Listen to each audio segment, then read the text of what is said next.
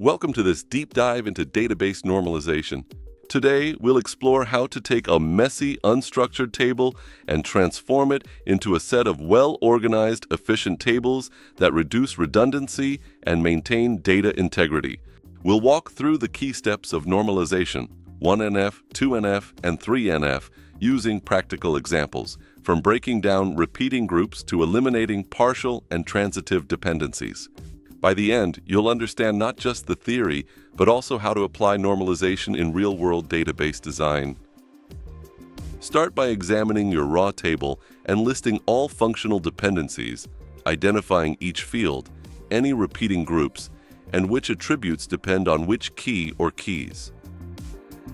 In the first normal form, remove multi-valued cells so that no column contains lists, and ensure that each intersection of a row and column holds a single atomic value. For example, you could split an item's text list into separate rows so that each row represents one item, or create a dedicated order items table. Next, select appropriate primary keys and examine tables with composite keys to determine if any non-key attributes depend only on part of the key. For instance, attributes like product name or unit price that depend solely on product ID should be moved out of the order details table into a separate products table. In second normal form, decompose tables so that every non-key attribute depends on the whole primary key, not just a part. Create new tables for each identified entity, such as orders, order items, customers, and products. A schema after 2NF might look like this: orders, order ID, PK, customer ID, order date. Order items, order ID FK, product ID FK, quantity, composite PK, order ID, product ID. Products, product ID PK, product name, unit price.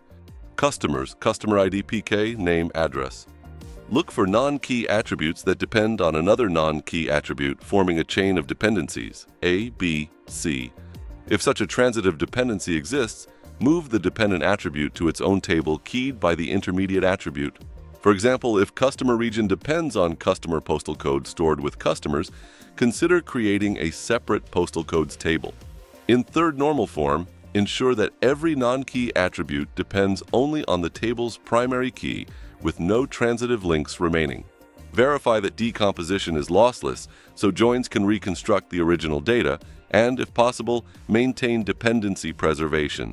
Finally, test your joins to confirm that the data can be reconstructed without loss.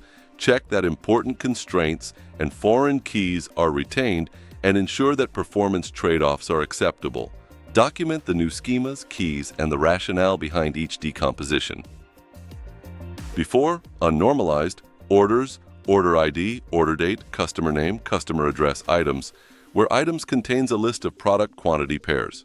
After 1NF, orders, order ID, order date, customer ID, and order items, order ID, product ID, quantity, where each row represents a single item. After 2NF, product information is moved to products, product ID, product name, unit price, and customer information is moved to customers, customer ID, name, address. After 3NF, if customers contained postal code and postal code determines region, create postal codes, postal code, region, and keep customers, customer ID, name, postal code. Thank you for joining us on this journey through database normalization.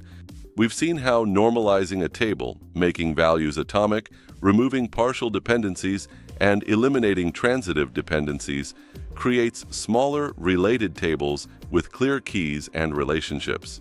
This process reduces redundancy, preserves data integrity, and lays the foundation for efficient, reliable database design.